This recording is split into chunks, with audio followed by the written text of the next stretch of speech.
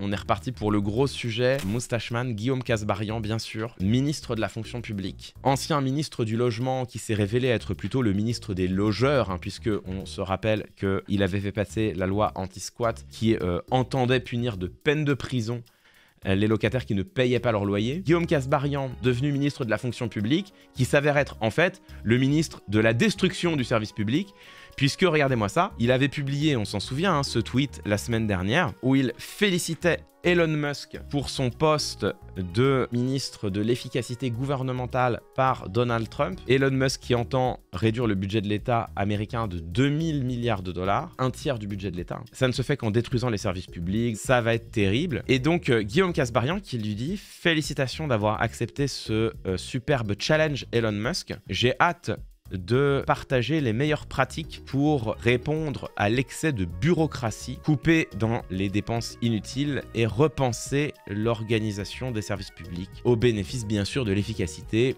des employés et des fonctionnaires. » Kasbarian, qui est un libertarien revendiqué, ils ont nommé ministre de la fonction publique un homme qui est pour la destruction du service public et qui en l'occurrence l'assume comme tel. Alors ça a beaucoup ému. Un ministre qui ne se contente pas de féliciter Donald Trump pour son élection, mais qui félicite Elon Musk, par ailleurs antisémite pur et dur, soutien de Donald Trump dans son fascisme le plus explicite. Bon. Et donc on a un ministre qui, sans qu'il y soit obligé par quelque code diplomatique que ce soit, qui félicite Elon Musk et se réjouit de travailler avec lui.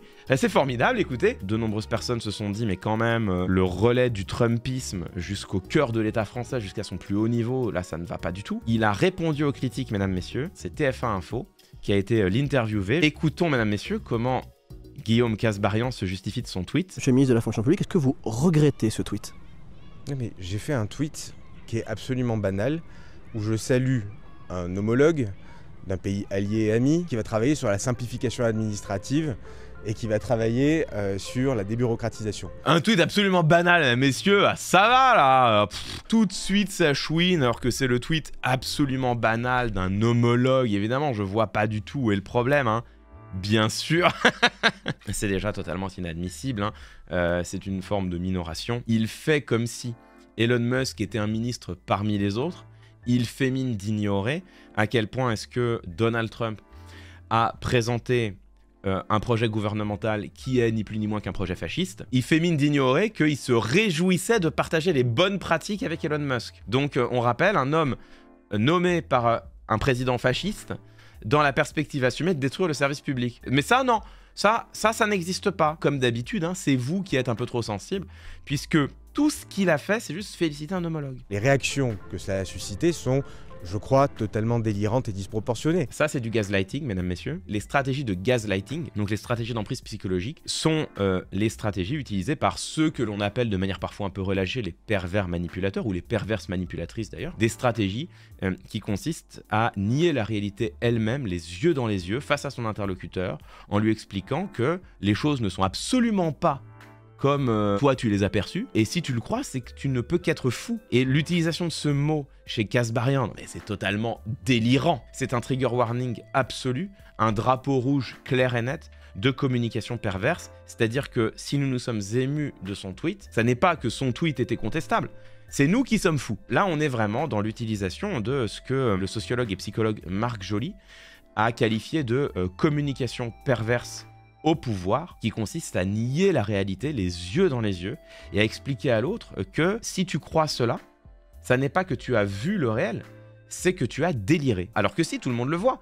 Son tweet, on l'a sous les yeux, je l'ai cité juste avant. Eh bien non, on fait comme si ça n'existait pas, comme si c'était faux, et comme si c'est ceux qui s'en émeuvaient qui déliraient purement et simplement. C'est un stade supérieur de la manipulation politique qui consiste à nier le réel. On voit bien la conséquence finale que cela a aux États-Unis. Ça a commencé avec Donald Trump lors de son premier mandat. On rappelle que le Washington Post a répertorié plus de 30 000 mensonges de Trump en 4 ans de présidence. Donald Trump est désormais au-delà du mensonge, il est dans la fable. Ce qu'il raconte à longueur de meeting n'a rien à voir avec le réel, n'a rien à voir avec ce qui est vrai, même de manière lointaine. Ça n'est même plus du mensonge, il raconte une histoire qui n'existe pas, mais qui malgré tout a des effets. En fait, cela détruit la possibilité même d'avoir un débat démocratique, puisque à partir du moment où ce dont tu parles n'a aucun contact avec le réel, comment tu peux débattre de quoi que ce soit? Ça fait des années que je vous dis, mais ça se passe en France. Certes, pas dans la même ampleur, mais on a déjà en France des contradictions à ce point flagrantes du vrai. Ça a commencé avec la présidence Macron, et ça ne sont pas des mensonges. Parce que même débunkés, même démentis, les responsables politiques continuent de ne pas en démordre, voire contredisent des déclarations qu'ils ont eues quelques jours plus tôt sans avoir à trembler des genoux. Donc il y a ce sociologue et psychologue Marc Joly qui a publié ce livre important, hein, la pensée perverse au pouvoir, livre dans lequel il explique combien est-ce que, de son point de vue de psychologue, les techniques de communication utilisées par Emmanuel Macron et ses ministres relèvent bien de ces stratégies d'emprise, de gaslighting. Et là, vous en avez un exemple flagrant avec Guillaume Kasbarian. Je me suis contenté de féliciter un homologue comme le ferait n'importe qui. Vous délirez si vous pensez que c'est grave. Ça n'est pas anodin de féliciter Elon Musk, on le rappelle. Ça n'était diplomatiquement pas une obligation du tout. C'est un choix politique qui manifeste sa position personnelle ou qui la laisse transparaître. Et ensuite, mais vous pensez qu'on vit dans un igloo? On est en France, on regarde ce qui se passe partout autour de nous, que ce soit chez des gens avec qui on est d'accord, que ce soit des gens avec qui on n'est pas d'accord. Il ne te dit plus, comme il le prétendait au début, que c'est de la simple courtoisie républicaine. Là, il te dit on va bien s'inspirer de ce qui se passe ailleurs. Sauf que ce qui se passe aux États-Unis, c'est couper d'un tiers dans le budget de l'État, ce qui ne pourra se faire qu'en détruisant toute une partie du service public. Il se contredit lui-même d'une phrase sur l'autre, mais peu importe. De toute façon, la cohérence est devenue facultative. On est obligé de regarder sur la simplification administrative, sur la débureaucratisation, quelles peuvent être les initiatives qui sont prises chez tout le monde. La débureaucratisation, à la base, c'est le concept de Gabriel Attal. Je ne sais pas si vous vous souvenez. Il avait mis en avant sa volonté de débureaucratiser la France. On n'avait pas trop su comment attraper ce terme. On était là genre, ouais, ok, d'accord. La bureaucratie est un terme qui est de manière univoque péjoratif. Donc, bon, couper dans la bureaucratie, pourquoi pas. La débureaucratisation, c'est un mot auquel on ne peut pas s'opposer. C'est un mot qui n'est connoté que de manière méliorative. Tu ne peux pas t'opposer à quelqu'un qui dit « je veux débureaucratiser » puisque la bureaucratie, de toute façon, c'est le mal. Mais là, vous voyez que dans la même interview, vous avez le ministre de la fonction publique qui dit d'une part, on va s'inspirer des pratiques qui se passent ailleurs, notamment donc chez Elon Musk, on le rappelle, qui veut détruire le service public américain, et il faut continuer de débureaucratiser. Et là, vous commencez à voir comment est-ce que le concept de débureaucratisation pourrait tout à fait devenir le cheval de Troie auquel il est très dur de s'opposer d'une politique qui, elle, serait éminemment contestable, c'est-à-dire pour le coup la casse du service public. Tu prends un concept auquel les gens pourraient, et même sans doute devraient s'opposer, détruire le service public, casser le service public, contracter le service public, couper dans le service public. Tu prends ces termes-là et tu les abrites derrière un cheval de Troie, un concept qui lui est connoté positivement. Ça n'est plus casser, couper, détruire, contracter le service public, c'est débureaucratiser la France. Comment tu t'opposes à ça? Vous voyez comment, 10 mois plus tard, on voit déjà certains politiques préparer le terrain lexical pour que ce terme devienne le cheval de Troie en France d'une politique qui évoquerait ce qu'Elon Musk veut faire aux États-Unis, qui pour le coup est une véritable destruction du service public. Vous voyez comment là, remporter le combat lexical, c'est déjà prendre l'ascendant sur la guerre politique. Si tu veux détruire le service public, la première chose à faire, c'est d'avoir à ton service un mot positif pour camoufler tout ça. Et ce mot, là on l'a, c'est débureaucratisation. Gardez à l'esprit que quand Guillaume Kasbarian, à partir de maintenant, parlera de débureaucratisation, cela viendra de l'homme qui a félicité Elon Musk dès le jour de sa nomination et s'est réjoui de travailler avec lui et de s'inspirer de ses bonnes pratiques. Si je faisais pas ça et que je considérais que y a rien à regarder chez les autres, qu'il ne faut pas du tout s'intéresser à ce qui est expérimenté ailleurs, ou que je mettais de la politique politicienne derrière tout ça. Évidemment, lui, il met pas de politique politicienne, c'est un pragmatique, c'est un pragmatique, il s'inspire des bonnes pratiques. C'est le langage bureaucratique, ou du moins le langage managérial, qui camoufle les choix politiques. C'est un choix politique de faire ce que fait Elon Musk aux États-Unis. On n'est absolument pas forcé de faire la même chose en France. Alors s'inspirer des bonnes pratiques, on est vraiment au cœur de la langue managériale insupportable. Ce qui est insupportable, c'est cette langue du nouveau management qui est utilisée par les politiques pour déguiser précisément leurs décisions politiques. Guillaume Kasbarian, il n'y a rien qui l'oblige à couper dans les services publics français, c'est ce qu'il est en train de préparer là, on le voit en direct. C'est donc une décision politique, et c'est pas un gros mot que de le dire, c'est même une décision idéologique, et c'est pas non plus un gros mot que de le dire comme vous le savez. Guillaume Kasbarian est en train de nous déguiser tout ça sous les atours du bon sens,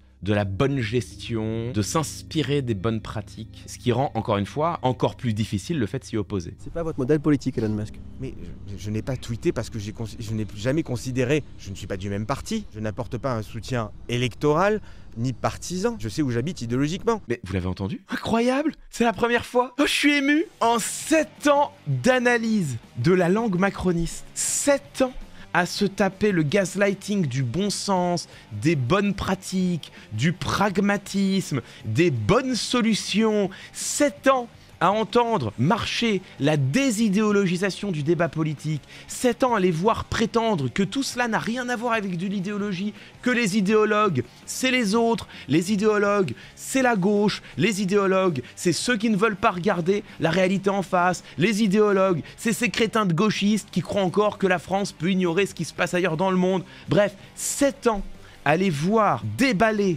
interview après interview, cette stratégie qui consiste à désidéologiser la politique pour se prétendre les seuls représentants du bon sens, des bonnes pratiques, des bonnes solutions, et donc donner l'apparence d'être la seule solution possible. 7 ans à les voir, en somme, utiliser de manière plus habile, certes, mais manifeste néanmoins la stratégie de Margaret Thatcher. There is no alternative. Il n'y a pas d'alternative. Il n'y a qu'une seule bonne politique, une seule bonne solution, la nôtre. 7 ans à les entendre. Et 7 ans plus tard, mesdames, messieurs, vous l'avez entendu au détour d'une interview, Je sais où j'habite idéologiquement. Guillaume Kasbarian admet que le macronisme est une idéologie. Ah, ça fait du bien. Donc oui, mesdames, messieurs, évidemment, le macronisme est une idéologie, on le dit depuis des années, sans déconner. Bien sûr, c'est une idéologie, bien sûr, le macronisme est une idéologie libérale, voire néo- ou ultralibérale, je vous laisse débattre vous-même des termes. Libéral, en tout cas, c'est une certitude, une stratégie qui repose sur le prétendu ruissellement de l'économie, qui donne la prééminence, bien sûr, aux grandes entreprises, aux grandes fortunes, en espérant que cela rejaillisse sur l'économie. Spoiler, quand on voit les résultats de Bruno Le Maire, je ne suis pas sûr que ça ait marché. Mais donc oui, c'est bien une idéologie. On en avait parlé, souvenez-vous, quand Bruno Le Maire avait dit qu'il voulait en finir avec l'État-providence. Et je vous avais dit ce jour-là, voilà. Là, vous l'avez. Là, vous l'avez, l'idéologie du macronisme. Ils ne l'admettront jamais comme telle. Ils continueront de prétendre que c'est la bonne solution, le pragmatisme, le bon sens et je sais pas quelle autre connerie. Mais là, vous l'avez. L'idéologie du macronisme, c'est en effet l'attaque constante, permanente, systématique sur l'État-providence, et on l'a vu partout. On l'a vu à commencer sur, bien sûr, le système de retraite, on l'a vu ensuite sur l'assurance chômage, mais aussi on les a vus sur les aides au logement. Attaquer les APL, c'était pas un hasard, et c'est les premiers jours du macronisme. On l'a vu avec le droit du travail, etc., etc. Et donc, je vous ai dit, Bruno Le Maire nous dit les yeux dans les yeux, enfin, quelle est réellement l'idéologie macroniste. C'est une idéologie libérale qui vise la destruction du service public, la destruction de ce qu'il appelle lui-même l'État-providence. Ça, c'était la première étape. La deuxième étape, on l'a là, enfin, avec Guillaume Kasbarian, qui admet que c'est bien une idéologie. Alors attention, c'est pas un gros mot, mesdames, messieurs. Je pense que c'est une bonne chose qu'il l'ait dit. Guillaume Kasbarian est un idéologue. Jean-Luc Mélenchon l'est aussi. Marine Le Pen également, moi-même je suis un idéologue. Dès lors qu'on a des convictions, que ces convictions reposent sur un système de valeurs, sur une vision du monde, sur des prémices auxquelles on adhère, sur des hypothèses que l'on pense plus probables que d'autres, sur des valeurs qui nous paraissent plus importantes que les autres, sur des groupes d'intérêts auxquels il nous semble capital de donner la prééminence à un moment donné sur d'autres. Dès lors que l'on a tout ça en tête, et on l'a nécessairement parce que ça s'appelle faire de la politique. La politique, c'est faire des choix. On est un idéologue.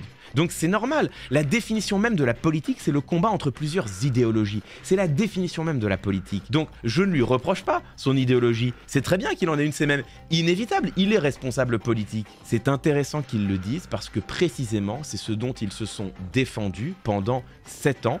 Voilà, mesdames et messieurs, la dernière pierre qu'il manquait. S'il en était besoin, vous allez me dire, old news. Oui, bien sûr, old news. Je suis un petit peu la politique. Je l'ai même dit moi-même publiquement un peu plus tôt que cela, mais je trouve que c'est intéressant qu'aujourd'hui, eux l'avouent. C'est un aveu qui vient en contradiction de tout ce qu'ils ont prétendu pendant 7 ans. C'est un aveu qui est salutaire pour le débat public, je crois. C'est un aveu dont nous les tiendrons comptables dorénavant.